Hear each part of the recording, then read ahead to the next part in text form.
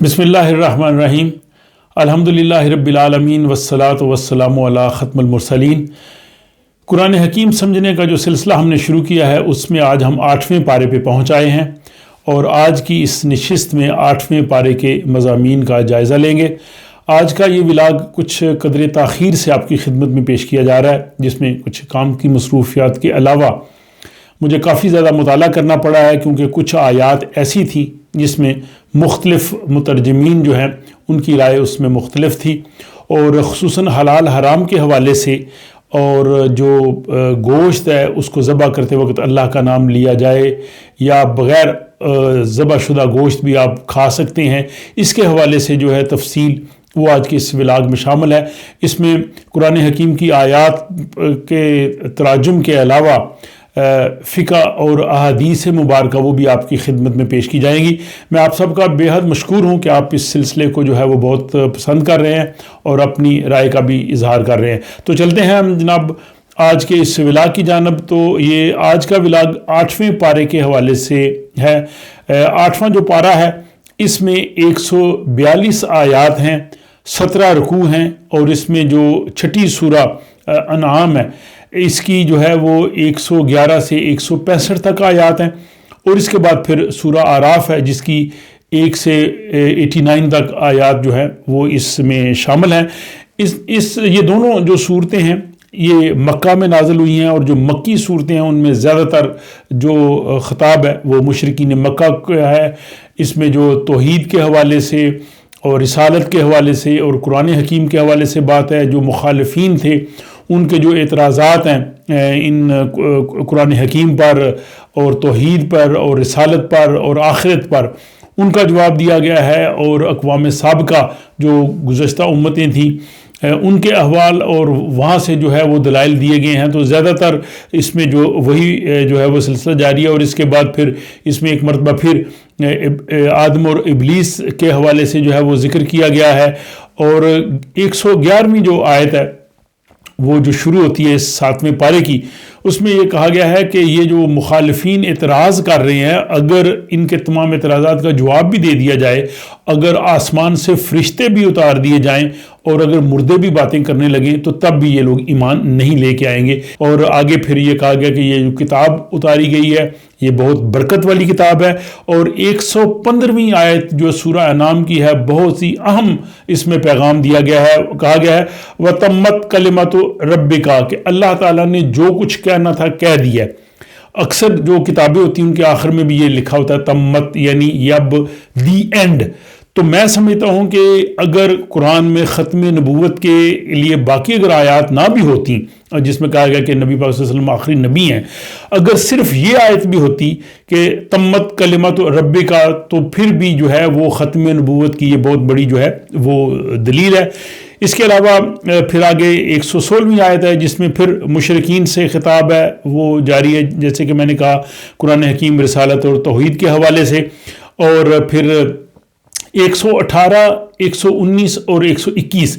ये 3 आयात जो हैं वो हलाल हराम के हवाले से हैं, बहुत ही अहम आयात हैं। और इनके जो आज के इस व्लॉग की तैयारी में मुझे 10 से ज़्यादा तराजुम को देखना पड़ा,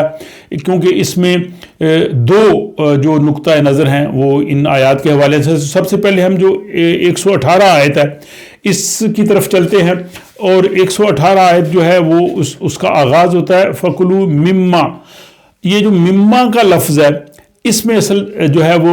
2 तरह के नुक्ता नज़र हमारे सामने आते हैं। पहले मैं इसका जो अमूमी तर्जमा है वो आपके सामने रखता हूँ। उसमें कहा गया कि सो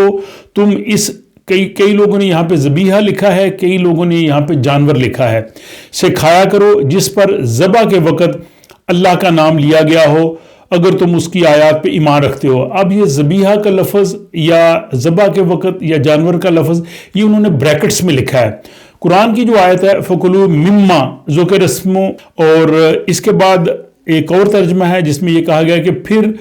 अगर तुम लोग अल्लाह की आयत पे ईमान रखते हो तो जिस जानवर पर अल्लाह का नाम लिया गया उसका भी गोश्त खाओ। आप ये मुलाहिज़ा फरमा सकते हैं कि ये जो आयत है इसमें जानवर का या ज़बीहा का लफ्ज़ नहीं है। तीसरा एक और तर्जमा है जिसमें यह कहा गया कि तुम जिस चीज़ पर ज़बह के वक़्त खुदा का नाम लिया जाए اگر تم اس کی آیات پہ ایمان رکھتے ہو تو اس کو کھا لیا کرو۔ تو یہ ایک نقطہ نظر ہے۔ اس کے بعد دوسرے جو نقطہ نظر کے ترجمہ کرنے والے ہیں انہوں نے اس آیت کا ترجمہ اس طرح سے کیا ہے، پس کھاؤ ان چیزوں میں سے جن پر اللہ کا نام لیا گیا ہے اگر تم اس کی آیات پہ ایمان رکھتے ہو۔ تو اس میں جو ہے وہ جانور کا یا ذبح کے وقت کا ذکر نہیں ہے۔ پھر ایک اور مترجم ہے، انہوں نے ایسے لکھا ہے، اور کھاؤ اس کو جس پر خدا کا نام لیا گیا ہے اگر تم ہو اس کی نشانیوں پر ایمان لانے والے۔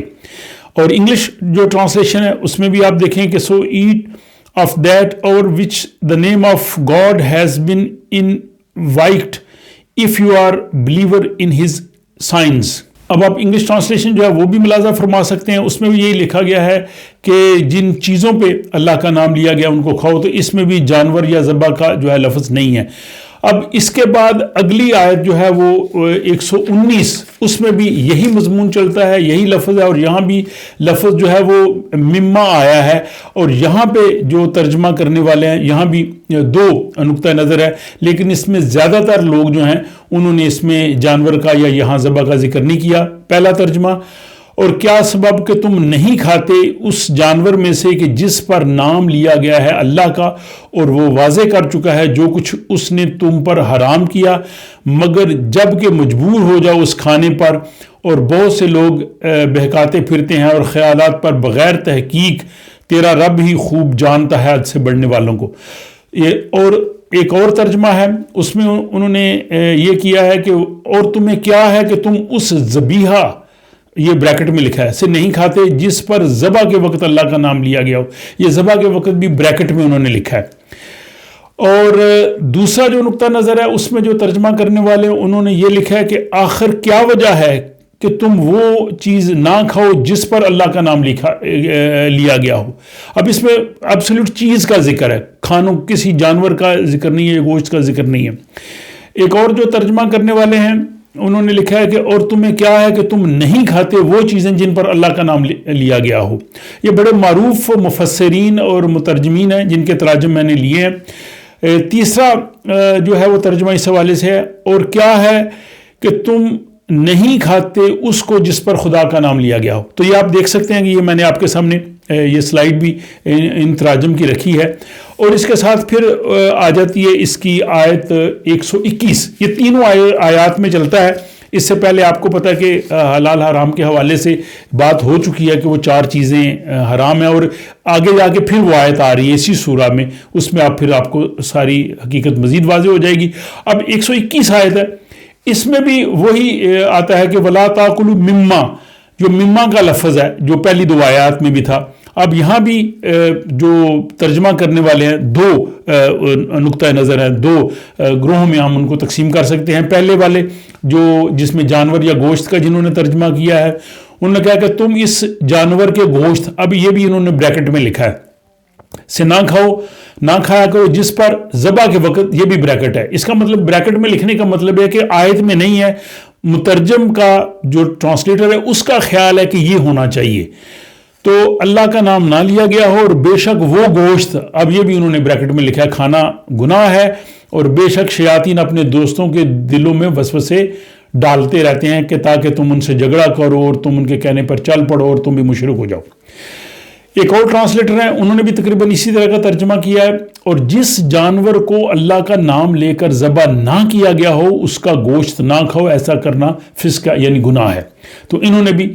جانور کا ذکر کیا ہے، انہوں نے بغیر بریکٹ کے لکھا ہے۔ اور تیسرے اب دوسرا جو نقطہ نظر ہے اس کا ترجمہ ملاحظہ کیجئے، اور جس چیز پر خدا کا نام نہ لیا جائے اسے مت کھاؤ، اس کا کھانا گناہ ہے۔ یہ کوئی بھی چیز ہے کھانے کی، اس میں گوشت یا جانور کا انہوں نے ذکر نہیں کیا۔ ایک اور ترجمہ کرنے والے جو اسی نقطہ نظر کے ہیں دوسرے گروہ کے، وہ لکھتے ہیں مت کھاؤ اس میں سے جس پر اللہ کا نام نہ لیا گیا اور یقیناً یہ کھانا گناہ ہے۔ اور تیسرا ترجمہ بھی اسی طرح ہے کہ اور یہ کھانا اور اس میں سے نہ کھاؤ جس پر نام نہیں لیا گیا اللہ کا۔ تو یہ جو تینوں آیات ہیں 118، 119 اور 121، یہ بہت امپارٹنٹ ہے، اسپیشلی جو لوگ یورپ میں رہتے ہیں. یہاں ہم کہتے ہیں جی گوشت جو ہے وہ ذبح شدہ ہونا چاہیے، اس پہ اللہ کا نام اگر نہیں لیا گیا تو وہ شاید حلال ہے یا نہیں حلال ہے. ان تینوں آیات میں اس میں بات آپ کو سمجھ آ جائے گی. جن لوگوں نے جانور کا یا ذبح کے وقت کا لیا انہوں نے بریکٹس میں اس چیز کو لکھا ہے، اور دوسرے مترجمین نے جو ہے وہ جانور یا گوشت نہیں لکھا، انہوں نے کہا کہ کوئی بھی کھانے والی چیز ہے وہ اللہ کا نام لے کے کھانی چاہیے. اب قرآن کے ساتھ اگر ہم احادیث مبارکہ کو ملا کے پڑھیں تو یہ موطا امام مالک جو حدیث کی پہلی کتاب ہے امام مالک نے مرتب کی، جو پہلا ایک باقاعدہ ضخیم جو ہے وہ نسخہ ہے احادیث کا، اس کے صفحہ نمبر 523 پہ حدیث ہے، اور یہ 333 نمبر ہے، یہ آپ سلائیڈ میں دیکھ سکتے ہیں. اس میں حضرت حشام بن عروہ سے روایت ہے کہ دیہات کے کچھ لوگ گوشت لے کے آتے تھے، نبی پاک صلی اللہ علیہ وسلم سے پوچھتے تھے لوگ کہ جی ہمیں نہیں پتا کہ انہوں نے ذبح کے وقت اللہ کا نام لیا یا نہیں لیا، تو آپ نے فرمایا کہ اللہ کا نام لو اور کھا لو. تو اس کا مطلب ہے کہ اگر مینڈیٹری ہوتا تو نبی پاک صلی اللہ علیہ وسلم یہ نہ فرماتے. اور پھر یہ بخاری میں بھی ہے، اور پھر بخاری کی حدیث ہے، حضرت عائشہ سے روایت ہے کہ آپ نے بھی یہی کہا کہ کچھ لوگ ہیں جو گوشت اس طرح کا لے کے آتے ہیں، ہمیں معلوم نہیں ہوتا کہ اس پہ اللہ کا نام لے کے ان کو جانوروں کو ذبح کیا گیا یا نہیں، تو اس کیا کیا جائے؟ تو آپ نے فرمایا کہ اللہ کا نام لو اور کھا لو. تو اس کا مطلب یہ ہے کہ اگر ذبح کے وقت اللہ کا نام نہیں لیا گیا تو ان دونوں حدیثوں کی روشنی میں کھایا جا سکتا ہے. اب اس کے بعد آ جاتی ہے فقہ کی بات. تو ہمارے ہاں جو 4 اہل سنت کی فقہ ہیں ان میں جو 2 فقہ ہیں،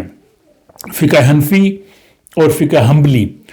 ان کے ہاں یہ ہے کہ اگر جان بوجھ کر اللہ کا نام نہ لیا جائے تو وہ گوشت نہیں کھانا چاہیے. اگر بھول چوک ہو جائے تو وہ ٹھیک ہے، لیکن جان بوجھ کر اگر اللہ کا نام نہیں لیا گیا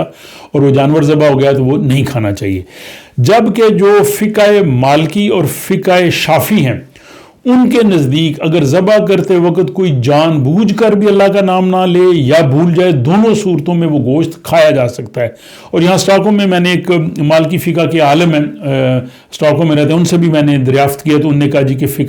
ان کی فقہ میں یہ بالکل جائز ہے، اگر وہ ذبح کے وقت اللہ کا نام نہ بھی لیا جائے تب بھی کھایا جا سکتا ہے. اب یہ 118، 119 اور 121 آیات کا جو ترجمہ ہے، دونوں جو مترجمین ہیں جو دونوں کہہ لو نقطہ نظر ہیں وہ میں نے آپ کے سامنے رکھ دی ہیں. حدیث مبارکہ بھی دو آپ کے سامنے رکھ دی ہیں، اور فقہ جو ہیں چاروں ان کے جو اس میں جو اختلاف ہو وہ بھی میں نے آپ کے سامنے رکھ دیا ہے. اب یہ آپ کا کام ہے کہ آپ اس پہ تحقیق کریں، آپ دیکھیں کہ آپ کو کون سا نقطہ نظر بہتر رکھتا ہے، کیونکہ قرآن پہ غور و تدبر کرنا، فکر کرنا ہر مسلمان کا حق ہے اور اس کو یہ کرنا چاہیے. تو یہ بہت امپورٹنٹ ایک اس حوالے سے ایشو تھا، اس پہ مجھے کافی زیادہ وقت لگا. ابھی آگے جا کے پھر حلال حرام کی آیت آئے گی، اس میں تھوڑا اور اس پہ جو ہے وہ کلیئر ہو جائے گی. اب 122ویں آیت ہے جس میں کہا گیا کہ ایمان، ہدایت اور نیک اعمال اور سزا اور جزا، اس حوالے سے وہاں پہ بات کی گئی ہے. پھر 129ویں آیت جو ہے اسی سورہ انعام کی، اس میں کہا گیا کہ اس طرح ہم ظالموں کو ان کے اعمال کے سبب جو کرتے تھے ایک دوسرے پر مسلط کرتے ہیں. اور اس کے بعد جناب اس سورہ انعام کی 134ویں آیت آتی ہے، جو جانور ہیں چوپائے ہیں ان کے حوالے سے بات کی گئی ہے کہ اللہ نے چوپائے پیدا کیے ہیں، وہ تم آپ کا سامان بھی اٹھاتے ہیں، تم سواری کے لیے بھی اسے استعمال کرتے ہو اور کھانے کے لیے بھی استعمال کرتے ہو، یعنی گوشت کھاتے ہو، کھاؤ پیو، لیکن شیطان کے راستے پر نہ چلو، وہ تمہارا جو ہے وہ کھلا دشمن ہے. اور اس کے بعد بھی جو آیات آ رہی ہیں ان سب میں ان جانوروں کے حوالے سے بات کی گئی ہے جن سے انسان جو ہے وہ فائدہ اٹھاتے ہیں. پھر 145ویں آیت ایک مرتبہ پھر جو ہے وہ حلال حرام کے حوالے سے آ گئی ہے، اور پہلے سورہ بقرہ میں آئی ہیں، مائدہ میں آئی ہیں، سورہ انعام میں آئی ہیں، اور اب یہ جو 145ویں آیت ہے اس نے اس ساری، میں سمجھتا ہوں کہ جو حلال حرام کی جو گفتگو ہوئی ہے، قرآن کا جو پیغام ہے، اس میں اس کو وائنڈ اپ کیا گیا ہے. اور اس آیت کا ترجمہ کچھ یوں ہے، کہہ دیجئے کہ میں نہیں پاتا اس قرآن میں، یعنی جو میری طرف وحی ہوتی ہے، کوئی چیز حرام کسی کھانے والے کہ وہ اسے کھاتا ہو سوائے اس کے کہ مردار ہو یا بہتا ہوا خون ہو یا خنزیر کا گوشت ہو کہ وہ یعنی ناپاک چیز ہے، یا جس شے پر اللہ کے سوا کسی کا نام پکارا گیا ہو. اور اگر کوئی مجبور ہو کے کھائے تو وہ ایک الگ چیز ہے، اللہ تعالیٰ بخشنے والا ہے۔ تو اس آیت میں بھی یہ کہا گیا ہے کہ وحی کی روح سے رسول اکرم صلی اللہ علیہ وآلہ وسلم کی زبان مبارک سے یہ کہلوایا گیا ہے کہ آپ فرما دیجئے کہ وحی کی روح سے صرف ان 4 چیزوں کو میں جو ہے وہ حرام کہی گئی ہیں، وہی جو مردار ہے، اور جو سور کا گوشت ہے، جو بہتا ہوا خون ہے، اور اگر جو ہے وہ غیر اللہ کا نام پکارا کہ کسی کو جو ذبح کیا گیا ہو۔ تو میں سمجھتا ہوں کہ اگر ان تمام آیات کو آپ دیکھیں تو حلال حرام کی جو صورت حال ہے وہ قرآن نے ہمارے لیے جو ہے وہ واضح کر دی ہے۔ اس کے بعد پھر 151 آیت ہے 151 اسی سورہ انعام کی، جس میں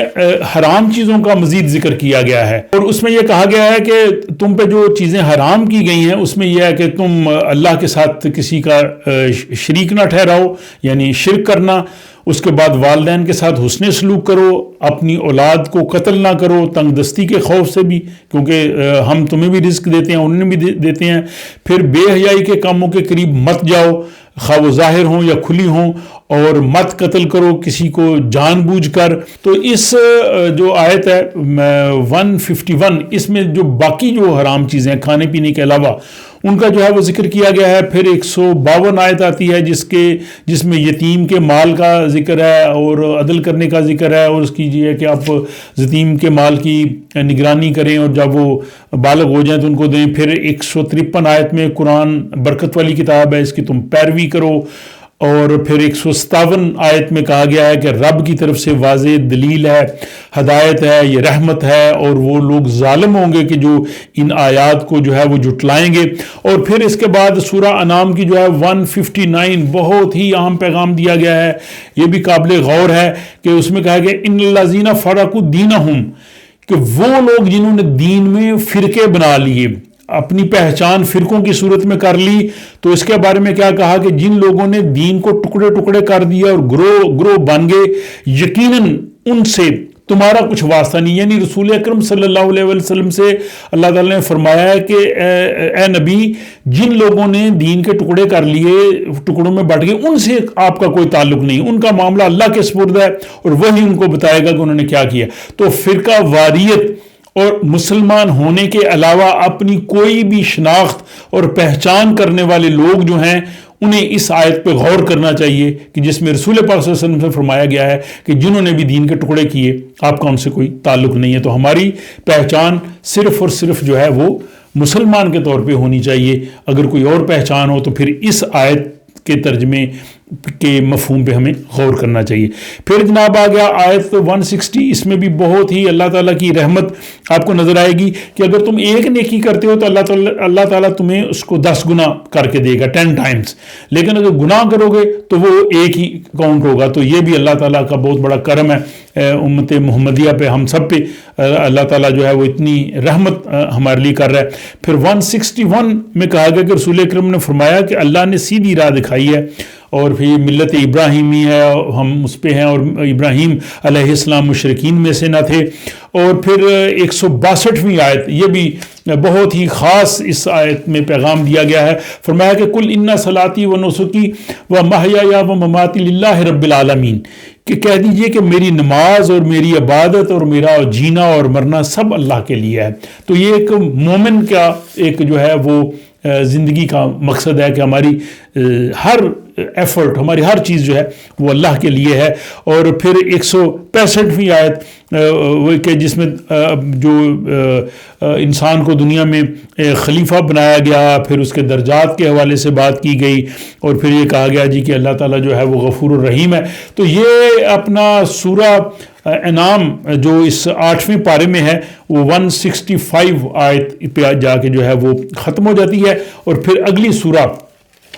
الاعراف جو ہے وہ شروع ہو جاتی ہے۔ سورہ الاعراف بھی جو ہے وہ مکی صورت ہے، اور اس کی جو 46ویں آیت ہے اس میں اس کا نام آیا ہے الاعراف کا، اس کا کہتے ہیں ایلیویٹڈ پلیس، کی جو بلند مقام ہے اس کے حوالے سے ہے۔ اب اعراف کے بارے میں جو ہے وہ عمومی طور پہ یہ کہا جاتا ہے کہ جنت اور دوزخ کے درمیان ایک ایسی جگہ ہے، اس میں وہ لوگ ہوں گے جن کے اعمال جو ہیں وہ برابر ہوں گے، نہ وہ جنت میں جا سکیں گے نہ دوزخ میں جا سکیں گے۔ عمومی طور پہ یہ اس جگہ کو کہا جاتا ہے جس میں وہ لوگ ہوں گے۔ لیکن دوسرا نقطہ نظر یہ ہے کہ قرآن کی روح سے صرف دو ہی گروہ ہیں، اصحاب الجنہ و اصحاب النار۔ قرآن نے دو کا ہی ذکر کیا، دو سے زیادہ کا نہیں کیا۔ تو اعراف کا جو مطلب ہے دوسرے نقطہ نظر کے مطابق کہ وہ بلند مقام ہے، اور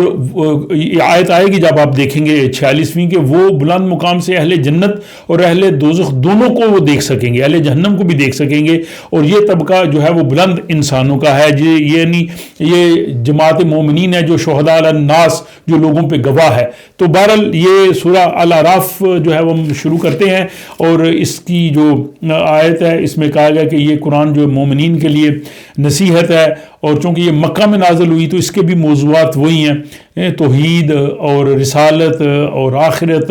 اور جو کفار مکہ تھے ان کے جو اعتراضات ہیں ان کے حوالے سے بات ہے۔ پھر اس میں ظاہر ہے جو گزری ہوئی اقوام تھیں ان کی مثالیں دی گئیں کہ ان لوگوں نے ہدایت پہ عمل نہیں کیا تو دیکھیں اس کا انجام کیسا ہے، اور یہ عرب ان سب کو جانتے تھے۔ اس میں ان تمام پیغمبروں کا ذکر آ رہا ہے جو قومیں وہاں پہ گزری تھیں اور ان کے جو حالات تھے اور ان کو جو عذاب سے وہ لوگ گزرے، تو یہ عرب ان لوگوں کو جانتے تھے، تو ان کا حوالہ یہاں پہ دیا گیا ہے۔ پھر اس کے بعد جو ہے وہ آ جاتا ہے کہ حضرت آدم علیہ السلام کے حوالے سے جو ہے وہ بات ہوتی ہے کہ جب